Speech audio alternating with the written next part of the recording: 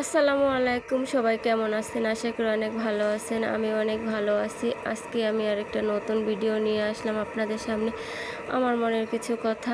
আসলে আমার বিয়ে হয়েছে আজকে 12 বছর হলো, কিন্তু আসলে আমি আমার স্বামীকে কখনো সন্তানের মুখ দেখাতে পারি না। সেই জন্য আমার সংসারে সবসময় একটা অশান্তি লেগেই থাকে। আমার স্বামী আমার সাথে ভালো ব্যবহার করলেও আমার শ্বশুর শাশুড়ি, আমার দেবর ননদ কেউ আমার সাথে ভালো ব্যবহার করে না। সবাই আমাকে অন্যরকম চোখে দেখে যে আমি তার ভাইকে কোনো সন্তান দিতে পারি না। আসলে দোষটা কার সেটা আমি নিজেও জানি না। তবে এই জন্য আমাকে কখনো ডাক্তারের কাছে নিয়ে যাওয়া হয় না। আমাকে সবসময় দোষারোপ করা হয় যে আমি আমি তার ছেলেকে সন্তানের মুখ দেখাতে পারি না। তার ছেলে সম্পূর্ণ সুস্থ। এইভাবে দিন চললো। তারপর হঠাৎ করে একদিন আমার বাবার বাড়ি থেকে আমার মা কিছু টাকা দিল যে ডাক্তার দেখাও। আসলে এইভাবে তো একটা জীবন চলতে পারে না। যে যদি আমার মেয়ের সমস্যা হয় তাহলে আমার মেয়েকে আমার কাছে দিয়ে যাবা, তোমার তো সন্তান লাগবে, তুমি অন্য একটা ব্যবস্থা করে নিবা। সেই জন্য আমার মা কিছুটা টাকা দিল। তা দিয়ে জোরপূর্বক আমি আমার হাজব্যান্ডকে নিয়ে ডাক্তারের কাছে চলে গেলাম। ডাক্তারের কাছে যাওয়ার পর ডাক্তার দেখাইলাম। ডাক্তার দেখানোর পর ডাক্তার আমাদের দুজনকে অনেক ধরনের টেস্ট করলো। টেস্ট করার পর আমরা ওই দিন আর রিপোর্ট দিল না, বললো যে পরের দিন যাওয়ার জন্য।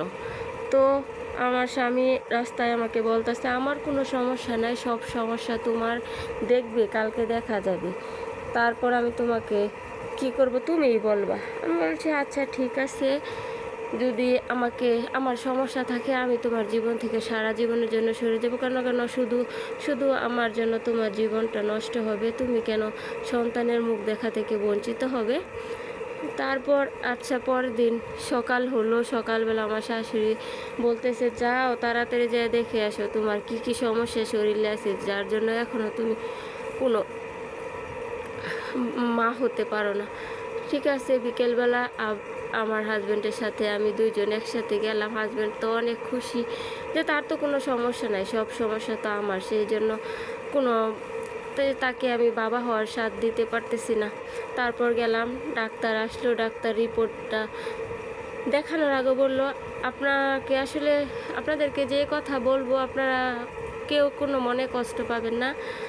আসলে যা করে আল্লাহ করে, আল্লাহর কাছে ভাগ্য নির্ধারণ করা থাকে। আল্লাহ যা করে সব ভালোর জন্য করে। তারপর আমার হাজব্যান্ড সাথে সাথে ডাক্তার আপাকে বলে ফেললো বুঝতে পারছি আমার ওয়াইফের সমস্যা, সেই জন্য আপনি আমাকে বোঝানোর জন্য এগুলো কথা বলতেছেন। তারপর ডাক্তার আপা অনেক অনেক একদম মুচকি হেসে দিয়ে বললো আচ্ছা ঠিক আছে, আমি তো সেটা বলতাছি। তারপর কিছুক্ষণ পর আপা রিপোর্টগুলো কতক্ষণ নিজে নিজে উল্টায় পাল্টায় তারপর বললো, আসলে আমার হাজব্যান্ডকে বললো আসলে কষ্টের কথা কি বলবো, আসলে সমস্যা যত আছে সব আপনার ওয়াইফের কোনো সমস্যা নেই, যত সমস্যা আছে সব আপনার ভিতরে। আপনি আসলে কখনো বাবা হতে পারবেন না, আপনি এই জীবনে কখনো বাবা হতে পারবেন না। আপনি এই মহিলাকে অন্য আরও যদি বিয়ে করেন কাউকে কখনো বাবা হতে পারবেন না। আমার হাজব্যান্ড তখন বসা থেকে দাঁড়িয়ে গেল। সে ডাক্তার আপাকে বলতেছে যে না না না, এরকম কখনো হতে পারে না, আমার শরীরে কোনো সমস্যা নাই, আমি কেন বাবা হতে পারবো না, যত সমস্যা তো ওর, আপনি মিথ্যা কথা বলতেছেন। পরে ডাক্তার আপা বললো যে কেন আমি মিথ্যা কথা বলবো? আচ্ছা ঠিক আছে, আপনি রিপোর্টটা দেখেন কিংবা অন্য জায়গায় আবার টেস্ট করেন, যে যদি আমি মিথ্যা কথা বলে থাকি আপনার সাথে কি আমার কোনো শত্রুতা আছে?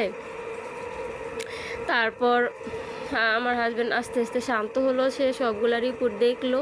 দেখার পর আসলে বুঝতে পারলো যে তার শরীরে আসলে আল্লাহ তো মানুষকে 5 দিক দিয়ে পরিপূর্ণ করে না, যে কোনো একটা দিক খালি রাখে। এইটা মনে করেন আল্লাহ তার জন্য খালি রাখছে। সেই জন্য আসলে কি করবে, সে অনেক কষ্ট পেল। রাস্তা দিয়ে আসার পর ডাক্তার আপার কাছ থেকে সে বেরিয়ে আসলো। তারপর রাস্তা দিয়ে আসার পর সে আমাকে বলল যে তুমি আমাকে মাফ করে দিও, আসলে আমার জন্য তুমি আসলে মা হতে পারো না, এখন তুমি আমার কাছ থেকে চলে গেলে এখনই চলে যেতে পারো, না হলে আমি তোমার চলে যাওয়ার ব্যবস্থা করতেছি। তখন আমি বললাম যে না হোক বাচ্চা, কি কেয়ার করা যাবে? কেন অনেক বাচ্চাই কি জীবনের সব?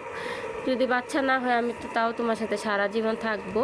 এটা শুনে আমার হাজব্যান্ড বলল যে আমি যদি আজকে যদি আমি আমি যদি বাবা হতে পারতাম, তোমার মধ্যে কোনো সমস্যা থাকতো, তাহলে তো আমি তোমাকে এখনই তোমার বাবার বাড়িতে পাঠিয়ে দিতাম, কিন্তু তুমি তো সেটা বলতেছো না। পরে আমি বললাম যে আসলে একজন মানুষের সাথে এতদিন যাবৎ 12 বছর, এক যুগ চলে গেছে সংসার করতেছি, তার প্রতি একটা মায়া, ভালোবাসা, বিশ্বাস আছে। আমি যা আসলে আমি অন্য কোথাও গেলে সেটা নাও পাবো। আসো আমরা কি আর করবো, ওটা আল্লাহ দেয় নাই, এটা ভাবে আমরা সারা জীবন কাটাবো। তারপর বাড়িতে চলে আসলাম। আসার পর আমার শাশুড়ি জিজ্ঞেস করতে কী হয়েছে, আসলে তো বৌমারই সমস্যা, তাই না? তারপর আমার স্বামী কিছু না বলে সে তার ঘরে চলে গেল, রুমে চলে গেল। রুমে চলে যাওয়ার পর আমার শাশুড়ি সেখানে দৌড়ায় গেল যে কি কিছু বলস না কেন, বোর দুষ্কি ডাকবার চাইতেছস নাকি? তারপর আমার স্বামী বলল আসলে মা, সমস্যাটা ওর না, সমস্যাটা আমার। আমি জীবনে কখনো কোনো দিন বাবা হতে পারবো না, এটা আমার শাশুড়ি কোনোভাবে বিশ্বাস করতে চাইতেছে না। আমার শাশুড়ি বলতেছে না না না, এগুলো সবগুলো মিথ্যা কথা, ওই ডাক্তারকে বৌমার মা মনে হয় ঘুষ দিয়ে এগুলো বলছে। তারপর আমার স্বামী অনেক রাগ করলো যে মা, সব কথাতে খালি এরকম করো কেন? ডাক্তার কি কখনো ঘুষ খায়? আমার শরীরে যা আছে ডাক্তার তো পরীক্ষা করে তাই বের করছে। তখন আমার শাশুড়ি আসলে অনেক বললো যে থাক, ওই ডাক্তারের কাছে আর যেতে হবে না, আমি তোকে কবিরাজ দেখাবো, কবিরাজ দেখালে তোর দেখবি বাচ্চাও, তোর কোনো সমস্যা নেই, সমস্যা বৌমারই আসতে। আমার শাশুড়ি আসলে কোনোভাবে সে বিশ্বাস করতে চাইতেছে না যে তার ছেলের কোনো সমস্যা নাই। তারপর আমার হাজব্যান্ড অনেক বুঝাইলো যে আসলে মা, আমারই সব ধরনের সমস্যা, ওর কোনো সমস্যা নাই। তারপর আর কি শাশুড়ি শ্বশুর সবাই বুঝলো। এখন তো আমি আছি এই সংসারে এখনও বাচ্চাহীনভাবে, 12 বছরের পরে এখন তো সংসার করতেছি। কিন্তু আজকে যদি আমার জায়গায় ওর জায়গায় আমি থাকতাম, তাহলে কি আমার এই সংসারটা করা হতো? আপনারাই কমেন্ট করে জানাবেন। তো আজকে আমার গল্পটা কেমন লাগলো সবাই? ভালো লাগলে সবাই আমার চ্যানেলটা সাবস্ক্রাইব করে দিবেন, আর লাইক কমেন্ট শেয়ার করে আমার পাশে থাকবেন। আসসালামু আলাইকুম।